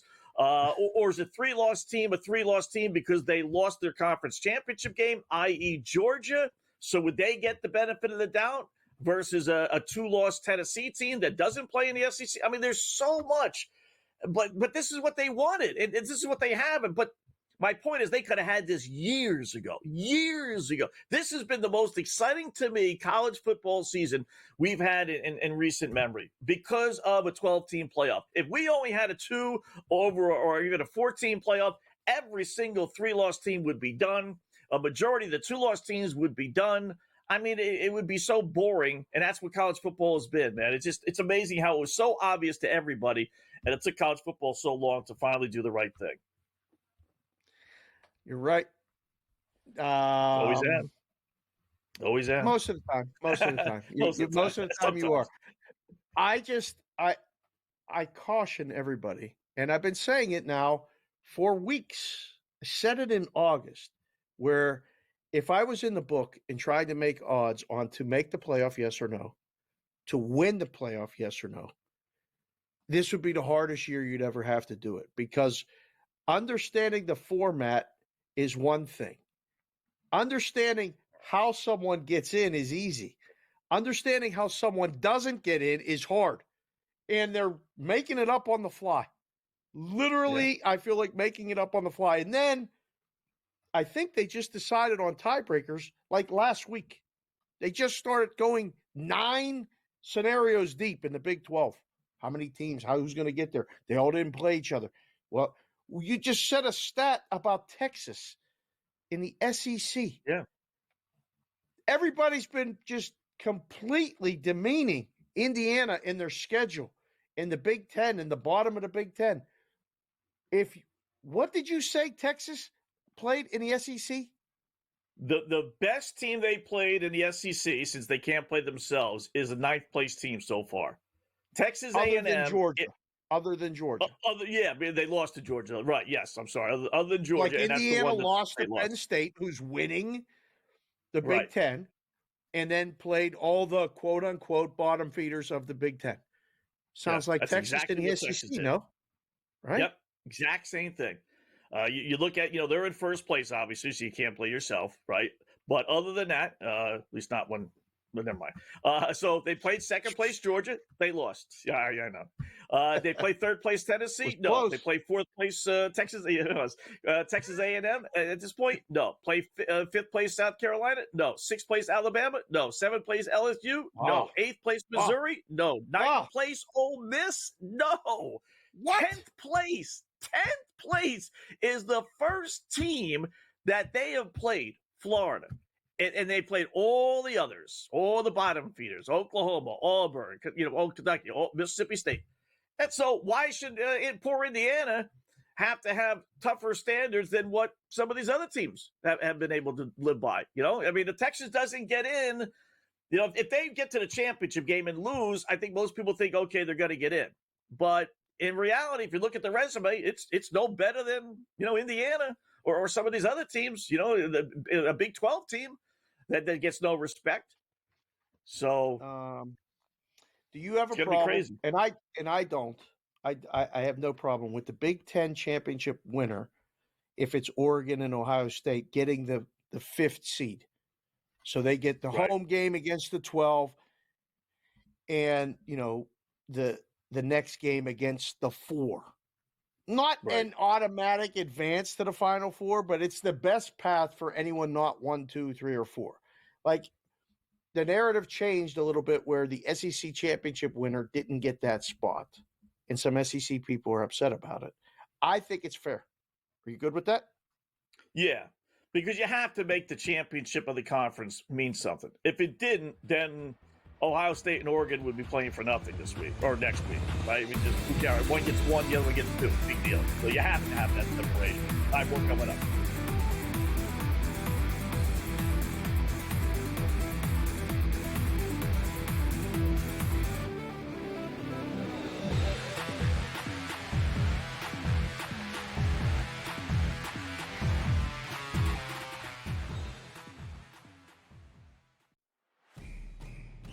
It's a new era in CFB to start off this year, put on full display. My take on this game is simple. I know some people will be upset about it. Good riddance to the Pac-12. Can you do it in terms of the week to week to week? I don't see a pathway for this team to miss the college football playoffs. We want to make sure you have those best bets in the entirety of our betting cards. That was thinking! But he had that program was already going there! Only on SportsGrid. We live in a society right now where everybody's a snowflake, everybody's a cupcake, and everybody thinks that nothing is fair. Everything is like, it's not fair. We should have a better chance. We need more. You know what? I'm old enough to remember when you needed to have a perfect goddamn record to win a college football championship. That's the way it was. 11-1, too bad. Sports Rage tonight. Only on SportsGrid. Fillet Indiana. They would smash them. Honestly. You listen to yourself speak. That's not a reality question. They have not played each other. You are using hypothetical. And they got embarrassed. As so many if teams they would do. have won that football, yes, that's you're but that's the thing, guys. No. The Stop. only argument is Indiana is a decent football team and a product of their environment. The early line. Only on SportsGrid. He shouldn't need to hire outside help at this point to be able to help him, let alone outside help, Joe, that used to work for him. Until they get him out of the way, I just don't see how this gets any better. And like you said, who are you picking from? Because most people who know the league want nothing to do with the ownership group there with the Jets. Pharrell Coast to Coast. Only on SportsGrid.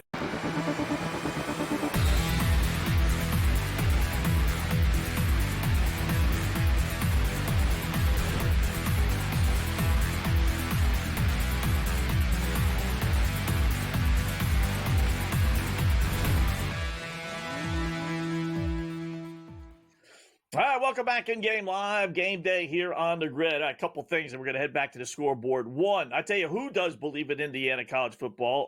That's the boys in Vegas, at least at FanDuel. 40-1 to make the college football playoff. How about that? So they think they're going to beat the Purdue this week, and if the standings remain the same, why would they drop? You never know, but if so, then they would be in. So that's kind of interesting. Hockey, Dave, only 2 games tonight. My beloved Boston Bruins in action. Boy, these guys couldn't score with a $20 bill at a cheap brothel house. Unbelievable. Being shut out at home. Shut out at home with a Lamar Odom. I know it's an old reference. IOU in his back pocket. 50 goals. They got fit. You didn't realize the Boston Bruins have the second fewest goals in the NHL behind only Chicago. I mean, everyone. Think about something. San Jose has more goals. Anaheim has more goals. I mean, the second fewest. Can't score. New coach or not a new coach? I mean, it's crazy because they fired the coach and he got hired like less than a week later in St. Louis.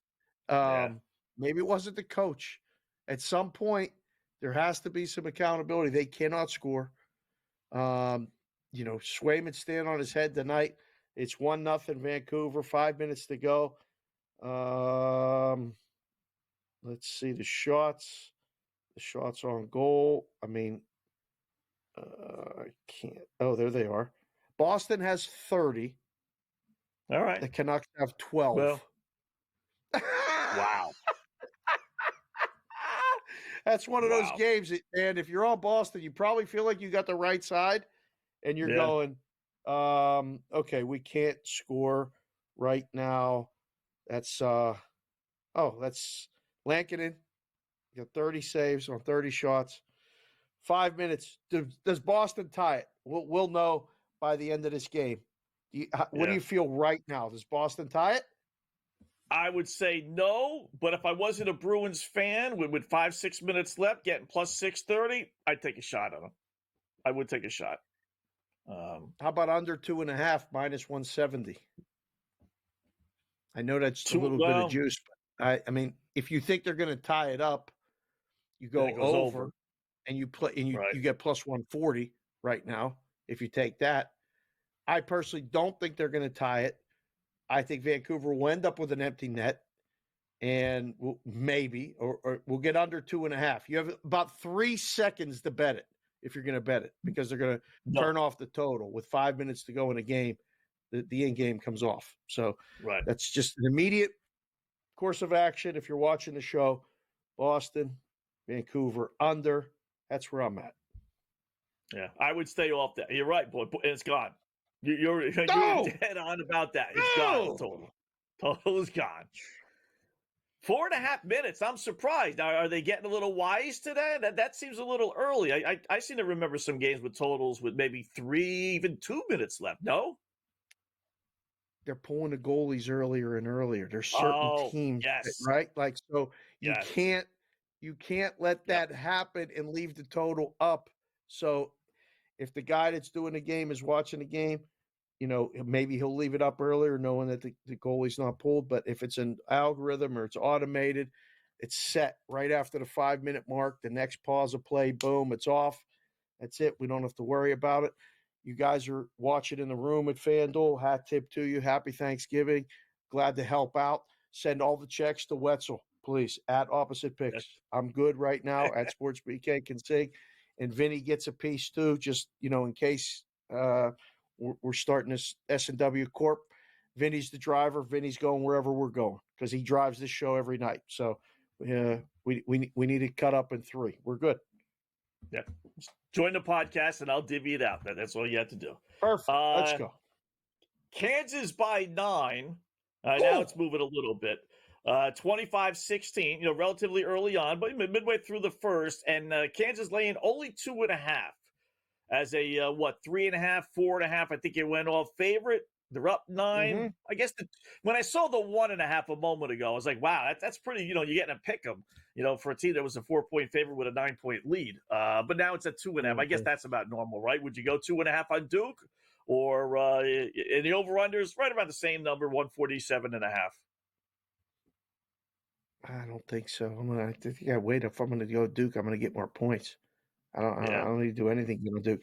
Vinny, it's only 2 games in hockey, and we were only using it exclusively for the Mets. But do you have the goal horn available just for the people? See if you can hit that, because I just got a score update. It's not always good. It was, or is it the tie? No, it's not. It's not anything to do with hockey, actually. Oh. The Akron Zips have scored a second touchdown. It is now 14-0 in the Maction game for you. Wow. I just wanted to tell you now and alert you with the horn in case you started to swear. We don't want to get anybody in trouble. So I just had to let you know that way. There you go. When we do an end of the season thing, Dave, and we go over like the biggest upsets of the year, I know people are probably going to say, Vandy knocking off Alabama, but in the end, Vandy's a really good football team, For sure. And Alabama's not old Alabama, so it's not that much of an upset. But 2 that come to mind, Kennesaw State, beating first place and undefeated Liberty a couple of weeks ago. And then this one tonight, I mean, it's just like, how do you explain this? This team stinks. It just goes to show, as bad as you are, like if you don't get prepared mentally, being Toledo to play, you can get beat even by god awful Kent State or Akron here. It's amazing, amazing. Yeah, I know. I had to let you down easy like that. Yeah. I just wanted to update you quickly. The Rockets are up 84-70 with less than 2 minutes left in the third quarter. The Bucks are leading the Heat by 2, 93-91.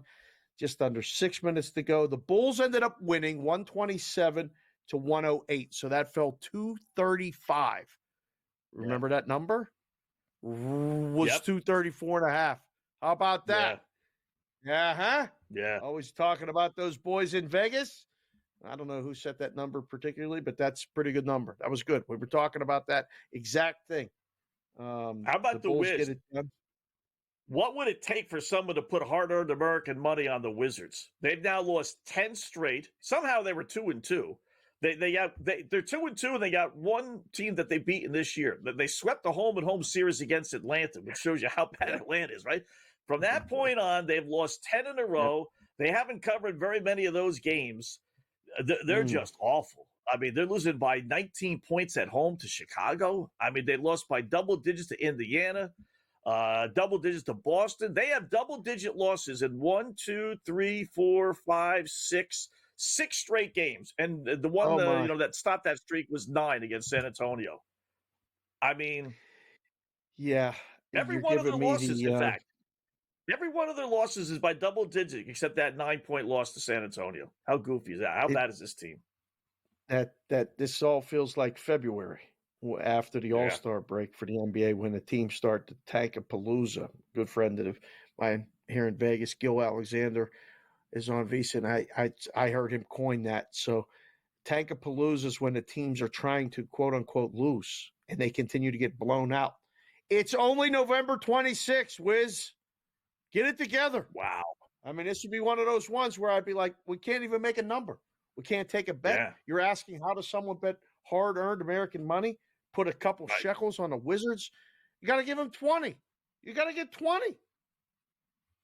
They're getting 10.5 for tomorrow's game against the early line against the Clippers. I told you, right? What do they got? 12 losses, 11 by double digits. I mean, who wants to lay double digits on the road, right? But I'm not taking them plus 10.5. That's the only side you could lay in that game. Yeah. I mean, wow. Are they bad? All right, Cam Stewart coming up next. We'll get some winners from them.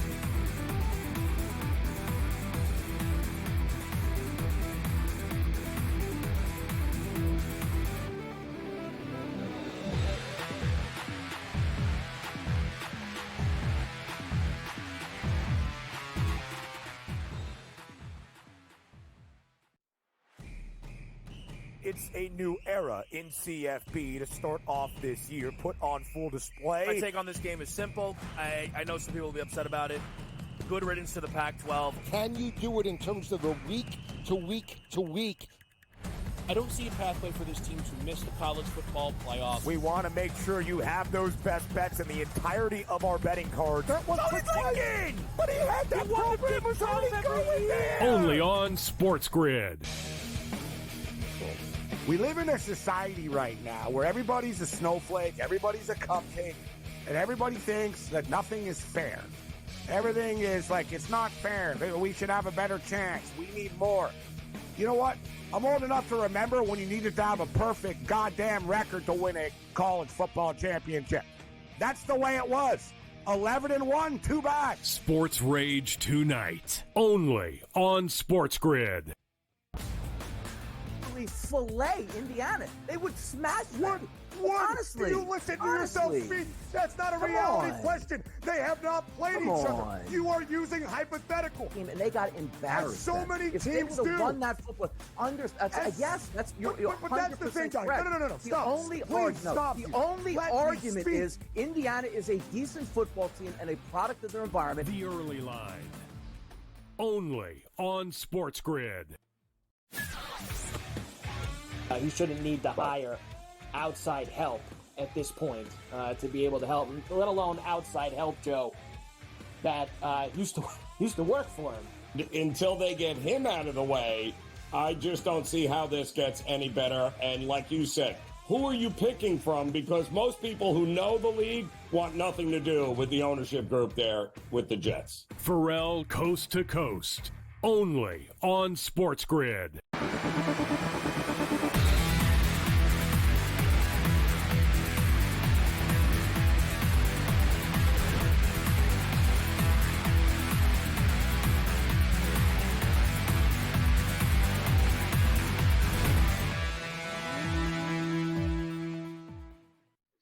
All right, welcome back in Game Live. Game Day here on the grid. Talking some sports, a little college football, a little college basketball, NBA, NHL. With our good buddy who joins us now, takes over top of the hour along with Gabe Renzi, Mr. Cam Stewart. Cam, I'm hoping tonight you didn't have Toledo like I had, as they're losing. Not only are they losing, they're being shut out by the biggest race to human flesh in football uniforms, Akron. 14-0 tonight. Hey, listen, Scott. We have a former Akron coach, Coach Terry Bowden. He's a former Akron Zip. Remember, he was the Akron Zips coach. So be nice, Scott. Be nice. He works for the network now. Let's just keep it cool. That's just good Akron. This is now bad Akron. I took 7 with Akron. I got Buffalo. I did Akron under, Buffalo over. So I love the MAC. Like I don't want this conference to go away. I don't know what Buffalo's doing with are they still crushing? But it's close to the number. I've had a good day today. I bet Colorado live against UConn, and when I was on with Carver doing Coast to Coast. So I can't lie. I had the Creighton Blue Jays. It wasn't a perfect day, but hey, can't win them all. But that's going well. Scott, hockey, Vancouver just won, so that's done. Let's talk about tonight's games, guys. I don't know what you're on in the basketball later on tonight. Live, I'm on the Houston Rockets tonight, Dave. I think they win this game outright. I took the points. So I like the Rockets a lot versus Minnesota. I think they're a hot basketball team, and I just believe in this team. Utah, live. That's what I'm on too. I'll take the Utah Jazz in their game, and I'm looking at the Lakers. I was going to ask your opinion on the late NBA Cup action, the final game of the night. What do you guys think about that one? It's Suns for me. I mean, Suns?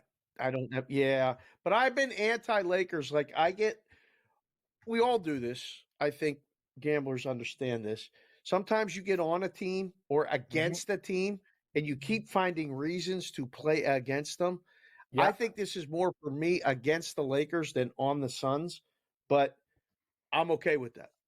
They are 8-1 with KD in the lineup though, right, Dave? I know. Yep. It might be the Suns at home. Yeah, you're right, Scott. Holy geez, 14-0, and Buffalo just right on the number though. Weren't they 23.5? And what are they leading by right now? That looks like 29. 9. Yes. Okay. So good. 29. Yeah, 29. Need a couple more points in that game. I think I bet the over live too. College basketball tonight. Let's take a shot with Auburn. Auburn tonight in late action. I like the Auburn Tigers. Gabe was telling me the story. I didn't even hear about it till he told me. These guys had a poker game on the flight. They had an emergency landing and still won and covered their game. That's my type of team I like to support. Any guys are going to throw it down on a plane, emergency landing. They're fighting poker game. They go down, and then you're thinking, God, they hate each other. No, actually, they're just, getting emotional. Last week. That's the best, Scott. Auburn's good. Yeah. Auburn's good. And then they cover and win. So I'm sticking with Auburn. Dayton's been very good to me. And Dave, I have to give you one. Dog dumpster. It was Akron. If you had me on, Scott, I would have given you Akron as my football dumpster pick. But I'm taking Seattle in the final 8 game. And who are they playing? Furman? Oh. Seattle University. The Red Hawks. Yeah, give me Seattle. Oh, my gosh. Pick them. This is a late night special. This is a 8:30 ESPN, 8:30 Pacific. Yeah, 11:30. So me and Gabe are late night fun. This is what we bet. Like, us, we're the Cal State Riverside crew. We're the, you know what I mean? Like, UC Irvine. I don't even see the game. No, who do they play in Seattle? Game number 635. Against Furman. There you go, Furman. Yeah, the point out. Furman in Seattle. The Paladins. Yeah, I like Furman. That's Paladin. The Paladins. Yeah, Paladin. It's like a diamond type of thing. A Paladin. It's like it's purple. Anyway, who cares? We're betting Seattle. I always thought it was Palladians. Okay. Palladians. Paladin. Palladians. That's Captain Kirk's team from the Star Trek Enterprise there. I'm on this beautiful planet. I see a lot of hot Palladians here. Time to attack. Yeah, exactly. Paladins. Thanksgiving Day, Cam, is Thursday. Yeah. We are doing the show tomorrow, but if you can join us, that'd be great. If you can't, that's fine too. Anything jump off the page to you? Either Miami. Thanksgiving Day or Miami. Ooh. Oh, Oh, Miami Dolphins. Yeah, I'm wearing Champ, Scott. champ, Scott, I don't want to hear the speech. I'm on Akron tonight. Just I'm a Dolphins fan. Hey. I've been bad. I've been bad. Oh, just Scott, please. I'm the guest. Could you just embarrass me when my mic's off and tell Dave I'm a stooge when I'm not hearing it? That's fine. I can hear you. Listen, Carolina covered last week. Tennessee covered last week. Dave knows my ragged dogs and pooches. Yeah, you know what? All my friends from the dumpster, actually, we upgraded to Golden Corral. So settle down with your knocks on my picks, okay? Then what are we going to do? I'm going to do something stupid and opposite to what I usually do. I'm going to lay 12 with the Kansas City Chiefs. I think they murder the Raiders, as in murder. Patrick Mahomes talked about it. Enough of this stuff not covering. AOC going to start. Who the hell cares who starts for the Raiders? I'm taking Kansas City, and I never, ever lay points with the Kansas City Chiefs. Nope. I have a lean. Guys, I need to know one thing. Is Drew Lock playing for the Giants? They haven't announced it yet. I need an announcement. Because if Tommy Cutlets goes, I'll take Dallas. If Drew Lock plays, I'll take the Giants for this reason. I think it'll be Lock. If it's Lock, it'll Scott, be Lock. he's playing for something.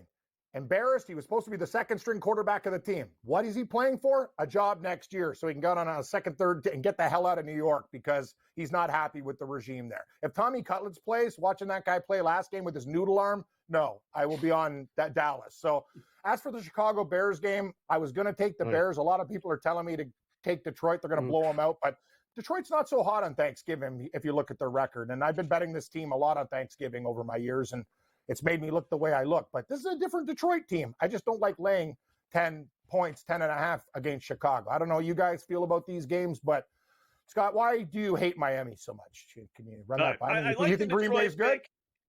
Well, I'll tell you, I like the Detroit one because you're right about that. It's tough laying double digits. Although I will tell you, they lost to Chicago last year on Thanksgiving Day. So I got a feeling that's going to be a burr in their side. But here are the Dolphin numbers. Why that's a bad pick: 5-17 against winning teams, 3-16 straight up as a road underdog, 4-9 against the spread last 13 games. They're not any good. They're hot. Just 2-11 straight up versus winning teams on the road with Tua as quarterback. Scott, we'll bet something. I can't figure it out what it is yet, but it's something at your beach house, and I'll find out. Maybe we'll talk tomorrow night. We'll see. All right. Less info.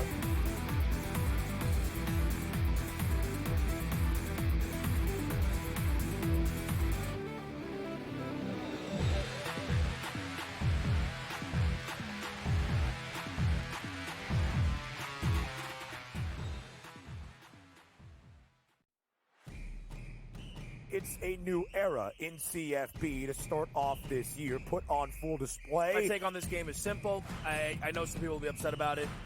Good riddance to the Pac-12. Can you do it in terms of the week to week to week? I don't see a pathway for this team to miss the college football playoffs. We want to make sure you have those best bets in the entirety of our betting cards. That was thinking! But he had that program was already going there! Only on SportsGrid. We live in a society right now where everybody's a snowflake, everybody's a cupcake, and everybody thinks that nothing is fair. Everything is like, it's not fair. We should have a better chance. We need more. You know what? I'm old enough to remember when you needed to have a perfect goddamn record to win a college football championship. That's the way it was. 11-1, too bad. Sports Rage tonight, only on SportsGrid. Fillet Indiana. They would smash them. Honestly. Do you listen to yourself speak? That's not a reality question. They have not played each other. You are using hypothetical. And they got embarrassed. So many if teams they would have won that football, yes, that's you're but that's the thing, guys. correct. No. Stop. The only argument is Indiana is a decent football team and a product of their environment. The early line, only on SportsGrid.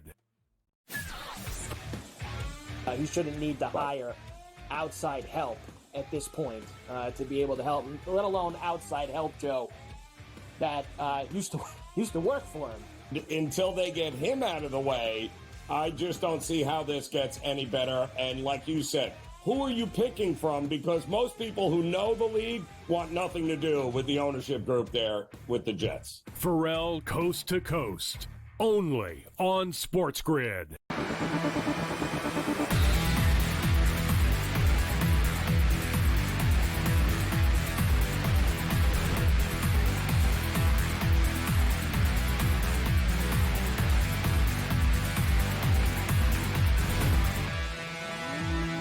Welcome back in Game Live. Always talking shop with Cam, who takes over top of the hour along with Gabe Morency. But I do honestly believe, David, we talked about this during the break there. It's, trends are nice, but trends are kind of like, it's fluky. It's just a trend.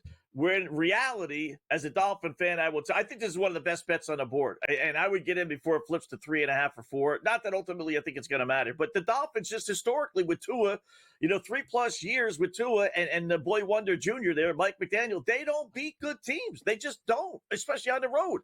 5-17 against winning teams straight up. On the road with Tua, 2-11 straight up, 4-8-1 against the spread, 3-16 overall as a road underdog. You're with or without Tua. They don't win these games. They don't. Maybe it'll change. Listen, it's gambling, right? There's always two sides to it. But if they beat Green Bay, then it's outside the extreme norm. This has got 27-13 Packers, who are great against the spread team at home, written all over it. It just does. You sound like one of those fans that just doesn't like your team. You've lived in New York for too long.